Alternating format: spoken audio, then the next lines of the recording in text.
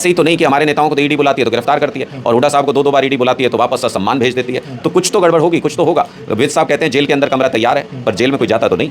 अब लोगों के मन में ये शंका है कि कहीं अंदर खाने जैसे पहले जेजेपी से धोखा खाया था, ये हुड्डा साहब के अंदर खाने भारतीय जनता पार्टी के साथ कोई मेलजोल तो नहीं है इनका। ये भी तो इस बार धोखा नहीं दे देंगे, लोग ठगे से महसूस तो नहीं करेंगे। अगर हिम्मत है तो हाथ लगा के देखें हरियाणा के बेटे को, पूरा हरियाणा जवाब देगा लोकसभा चुनाव में 10 की 10 सीटों पर। अगर इनको हार का मुंह नहीं देखना पड़े तो कहिएगा। जिस तरह से किसानों का आंदोलन चला हुआ, आम आदमी पार्टी किसानों के समर्थन में है, लेकिन जब एसवाईएल का मुद्दा है तो उसको लेकर ये कहते हैं कि उसके समर्थन में पार्टी क्यों नहीं की, हरियाणा के किसानों को पानी क्यों नहीं दिलवाती। नमस्कार, आप देख रहे हैं हरियाणा स्पेस। मैं अनिल खत्री, इस समय गोहाना में मौजूद है। हमारे साथ आम आदमी पार्टी के सीनियर वाइस प्रेसिडेंट अनुराग डांडा है। सर बहुत बहुत स्वागत है। शुक्रिया सर, जिस तरह सर पूरे हरियाणा में आप जा रहे हैं, लोगों से फीडबैक ले रहे हैं, क्या माहौल आम आदमी पार्टी का दिखाई दे रहा है? देखिए, लोग बदलाव की इच्छा रखते हैं हरियाणा के अंदर, और जो पारंपरिक पार्टियां हैं, चाहे वो कांग्रेस, बीजेपी, इनेलो, जेजेपी कोई भी हो, उनकी राजनीति से त्रस्त हो चुके हैं, परेशान हो चुके हैं। लोग बदलाव चाहते हैं। आम आदमी पार्टी एक मजबूत विकल्प लोगों के सामने पेश कर रही है। पहले लोगों के पास ऑप्शन नहीं होता था कि कांग्रेस को वोट नहीं देना तो बीजेपी को दे दो, बीजेपी को नहीं देना तो कांग्रेस को दे दो, तीसरा ऑप्शन ही नहीं था। आम आदमी पार्टी ने वो तीसरा विकल्प और एक मजबूत विकल्प पेश किया हरियाणा के अंदर। हमें पूरी उम्मीद है कि 2024 में विधानसभा चुनाव में एक तरफा बहुमत की सरकार आम आदमी पार्टी हरियाणा में बनाएगी। जिस तरह से अरविंद केजरीवाल कह रहे हैं कि आम आदमी पार्टी के बड़े बड़े नेताओं को जेल में डाला जा रहा है, केजरीवाल को ख़त्म करने के लिए प्रयास किया जा रहा है भाजपा की तरफ से। भारतीय जनता पार्टी को ये लगता है कि उनके लिए सबसे बड़ा खतरा इस वक्त भारत की राजनीति में आम आदमी पार्टी है, और उनको ये पता है कि उनका अंत भी आम आदमी पार्टी के हाथों होगा। उनकी राजनीति हम ही ख़त्म करेंगे। इसलिए वो हमारी पार्टी को, हमारे नेतृत्व को ख़त्म करना चाहते हैं। झूठे केस बना रहे हैं। किसी केस में आज तक कुछ निकला तो है नहीं। इतने छापे मार लिए, इतने इन्होंने रेड कर लिए हमारे नेताओं के यहाँ, कोई आज तक 100 रुपये भी काला धन ये निकाल नहीं पाए। तो इसका मतलब ये सारे केसेस झूठे हैं। इनका मकसद सिर्फ इतना है कि सारी टॉप लीडरशिप को किसी भी एक झूठे सच्चे केस में जेल के अंदर डाल दो, आम आदमी पार्टी को ख़त्म कर दो। ये भूल जाते हैं कि ये क्रांतिकारियों का खून है, ये क्रांतिकारियों की मान्यता रखने वाली पार्टी है। आप एक को अगर जेल के अंदर डालोगे 100 क्रांतिकारी पैदा हो जाएंगे। जिस तरह से लोगों में चर्चाएं हैं कि लोकसभा चुनाव से पहले केजरीवाल को भी जेल में भेज देंगे, तो भेज के देखें ना, अगर हिम्मत है इनके अंदर। अगर ये हरियाणा की माटी के लाल को, अगर हरियाणवी खून को ये बर्दाश्त नहीं कर सकते, और लोग भी देख रहे हैं कि हरियाणा का एक बेटा देश के प्रधानमंत्री पद की तरफ बहुत तेज़ी से बढ़ रहा है, देश का सबसे बड़ा नेता पूरी दुनिया में डंका बज रहा है, इनसे बर्दाश्त नहीं हो रहा कि ये हरियाणा का एक हरियाणा में पैदा हुआ एक बेटा कैसे इतनी चुनौती दे रहा है भारतीय जनता पार्टी को। तो भारतीय जनता पार्टी ख़त्म करना चाहती है। हरियाणा के लोगों में इस बात को लेकर ज़बरदस्त गुस्सा है। इनके अंदर अगर हिम्मत है तो हाथ लगा के देखें हरियाणा के बेटे को, पूरा हरियाणा जवाब देगा लोकसभा चुनाव में 10 की 10 सीटों पर। अगर इनको हार का मुंह नहीं देखना पड़े तो कहिएगा। जिस तरह से किसानों का आंदोलन चला हुआ, आम आदमी पार्टी किसानों के समर्थन में है, लेकिन जब एसवाईएल का मुद्दा है तो उसको लेकर ये कहते हैं कि उसके समर्थन में पार्टी क्यों नहीं की, हरियाणा के किसानों को पानी क्यों नहीं दिलवाती। नहीं, क्यों नहीं, हम तो पूरी तरह से समर्थन में हैं। हम तो हमेशा ये कहते हैं इस मुद्दे पे किससे सवाल पूछा जाना चाहिए। जो 57 साल से हरियाणा में राजनीति कर रहे हैं, कांग्रेस पार्टी से सवाल किसी ने पूछा इसके ऊपर कि भाई आपकी पंजाब में भी सरकार रही, आपकी हरियाणा में भी सरकार रही और केंद्र में भी, एक साथ तीनों जगह पे। तो अगर फैसला करना चाहते हो तो ऐसे बंद कमरे में बैठते और फैसला कर देते, फैसला हो जाता, पानी मिल जाता। बीजेपी की भी तीनों जगह सरकार रही, अकालियों के साथ पंजाब में, यहाँ हरियाणा में, 2016 में भी थी लेटेस्ट अभी, तो तब भी फैसला क्यों नहीं किया इन्होंने।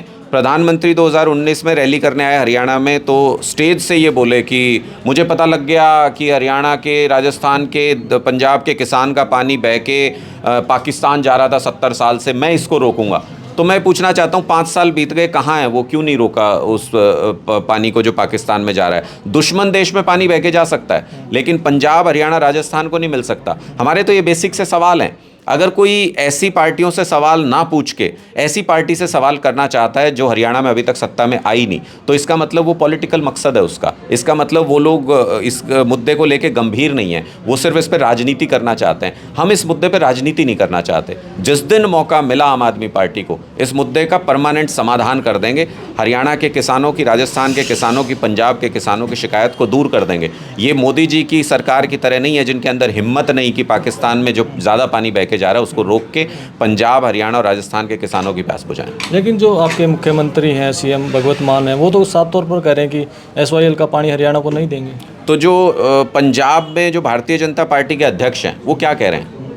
वो कह रहे हैं दे देंगे। जो कांग्रेस के अध्यक्ष हैं पंजाब के अंदर वो क्या कह रहे हैं? वो कह रहे हैं दे देंगे। तो क्या ऐसी ये तो दोगली बात हो गई ना कि पंजाब के अंदर कांग्रेस के अध्यक्ष कहते हैं कि नहीं देंगे और हरियाणा के कांग्रेस अध्यक्ष कहते हैं लेके रहेंगे। पंजाब में बीजेपी के अध्यक्ष कहते हैं नहीं देंगे एक बूंद भी, हरियाणा में बीजेपी के नेता या सीएम कहते हैं लेके रहेंगे। तो ये तो दोगली बात हो गई ना, ये प्रैक्टिकल बात नहीं हुई ना। आम आदमी पार्टी समाधान में विश्वास करती है, ये गूढ़ प्रशासनिक मुद्दे हैं। जब तक संजीदा नहीं होंगे, मैंने आपको उदाहरण दिए, बीजेपी कांग्रेस की तीनों जगह सरकार रह चुकी, अगर इनके बस की होती, अगर ये करना चाहते, अगर इनकी नीयत होती तो ये इस मुद्दे का समाधान कर देते। इनकी नीयत नहीं है। हमें तो आप तब परखोगे ना जब पंजाब में और हरियाणा में और केंद्र में हमारी सरकार होगी। जिस दिन ऐसा मौका आया, आम आदमी पार्टी अपने पहले ही कार्यकाल में साबित करके दिखाएगी कि हमारी नीयत है इसका समाधान करने की, हम करके दिखाएंगे। नहीं करेंगे तो लोग कह सकते हैं कि हमने नहीं किया, फिर हमको वोट नहीं देंगे। जिस तरह से आप लोगों की समस्याएं उठा रहे हैं, मुद्दे उठा रहे हैं, क्या लगता है उसी स्तर पर आम आदमी पार्टी भी हरियाणा में उठ रही है? आम आदमी पार्टी हरियाणा में एक बहुत मजबूत ताकत बन के उभर रही है। हमारा काम है लोगों के बीच में जाना। राजनीति किस लिए कर रहे हैं? हमारा काम है लोगों के बीच जाना, उनके मुद्दों को समझना, उनके मुद्दों को उठाना। कोई भी और पार्टी, विपक्ष में 9 साल से है कांग्रेस पार्टी, एक मुद्दा बता दो मुझे जिसके ऊपर इन्होंने आवाज़ उठाई हो, जिसके ऊपर मजबूती से लड़े हों।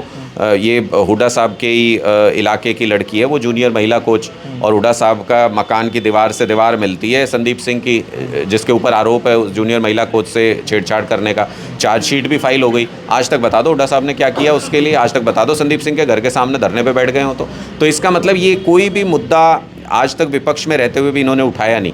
अब लोगों के मन में ये शंका है कि कहीं अंदर खाने जैसे पहले जेजेपी से धोखा खाया था, ये हुड्डा साहब भी अंदर खाने भारतीय जनता पार्टी के साथ कोई मेल जोल तो नहीं है इनका, ये भी तो इस बार धोखा नहीं दे देंगे, लोग ठगे से महसूस तो नहीं करेंगे चुनाव के बाद।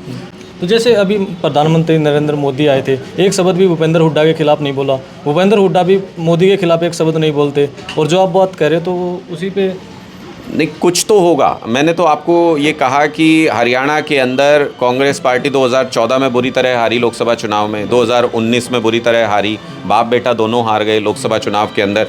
फिर भी अगर कोई इस बात की वकालत कर रहा हो कि हरियाणा के अंदर गठबंधन नहीं होने देंगे, हरियाणा के अंदर इंडिया गठबंधन नहीं बनने देंगे, तो फिर वो किसका हितैषी है? वो बीजेपी का हितैषी है या वो बीजेपी के खिलाफ जो फोर्सेस इकट्ठा हो रही हैं उसका हितैषी है? तो कुछ तो कहीं ना कहीं अंदर खाने तालमेल होगा। ऐसे ही तो नहीं कि हमारे नेताओं को तो ईडी बुलाती है तो गिरफ्तार करती है, और हुड्डा साहब को 2-2 बार ईडी बुलाती है तो वापस सम्मान भेज देती है। तो कुछ तो गड़बड़ होगी, कुछ तो होगा। विद साहब कहते हैं जेल के अंदर कमरा तैयार है, पर जेल में कोई जाता तो नहीं।